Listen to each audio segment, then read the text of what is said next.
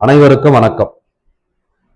இந்த பதிவுல நம்ம என்ன பார்க்க போறோம் அப்படின்னா, ஒரு மனிதனுடைய சூழ்நிலையை மாற்றக்கூடிய கிரகம் எது?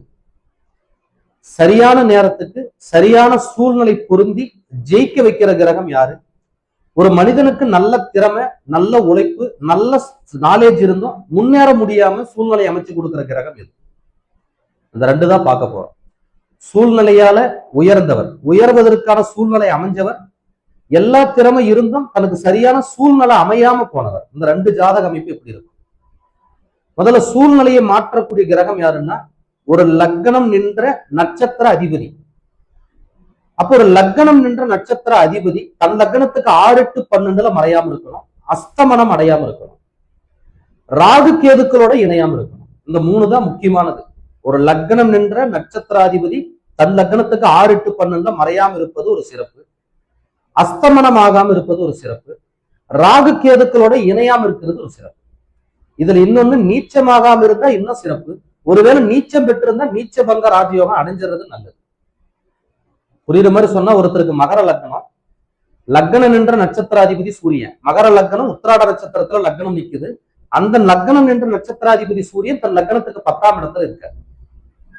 10ஆம் பாவங்கிறது தொழிலை குறிக்கும்.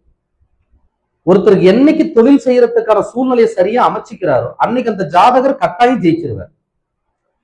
அப்ப மகர லக்னத்துக்கு 10ல சூரியன் நீச்சமா இருந்தாலும் கூட சுக்கிரன் இருக்கார், சனி இருக்கார்.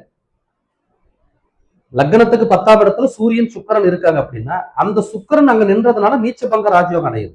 அப்ப அந்த நீச்ச பங்க ராஜயோகத்தால தான் அந்த சூரியன் பலம் பெறாரு. அப்ப ஒரு ஆரம்ப காலத்துல எவ்வளவு கஷ்டம், நெருக்கடி, சிரமங்களை சந்திச்சிருந்தாலும் தன் வாழ்க்கையில ஒரு நல்ல முன்னேற்றத்தை கண்டிப்பா சந்திக்கிறார்.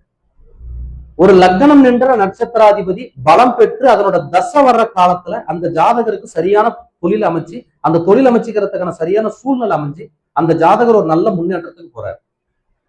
அப்போ ஒரு மனிதனோட வாழ்க்கையில ஒரு சரியான சூழ்நிலை அமையணும் அப்படின்னா லக்னம் நின்ற நட்சத்திராதிபதி பலம் பெற்று இருக்கணும், 6, 8, 12 மறையாம இருக்கணும், ராகு கேதுக்களோட இணையாம இருக்கணும், அஸ்தமனம் ஆகாம இருக்கணும்.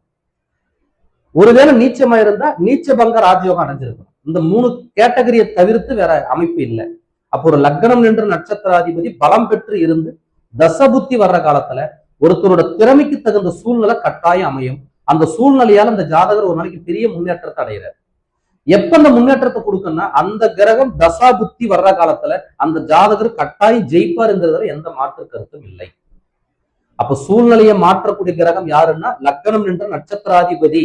அந்த நட்சத்திராதிபதி பலம் பெற்று இருக்கணுங்கிறத இந்த பதிவுடைய ஒரு விளக்கம். நன்றி, வணக்கம்.